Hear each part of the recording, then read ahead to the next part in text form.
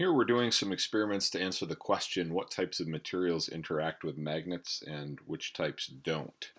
So, I've got my little disc magnet and several things that I've laid down on my surface, and we'll try. And most people have enough experience with magnets that you're not surprised when, for example, a magnet doesn't attract a piece of plastic or it has no effect on a piece of wood. Um, and so broadly, people often just say, oh, metals attract magnets. And while that's true in some situations, so here I have a steel paper clip, which clearly is attracted to the magnet. A steel pipe bracket, again attracted. Um, Nail must have some sort of iron or steel core because you get an attraction there. Screw, I'm getting the same thing here. But here's a piece of copper pipe.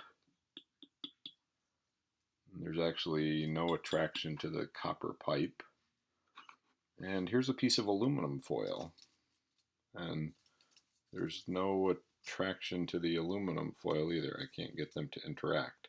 So it turns out that, in fact, not all metals do interact with this. Other cool thing I wanted to show you is you can make your own magnet out of something that is not previously magnetic. So I got that nail and that screw there, and so I'm cutting off a piece of copper wire from a bundle of copper. Again, remember, copper not magnetic, but copper is a good electrical conductor. So I'm going to go ahead and wind this copper wire around my nail as many times as it will go.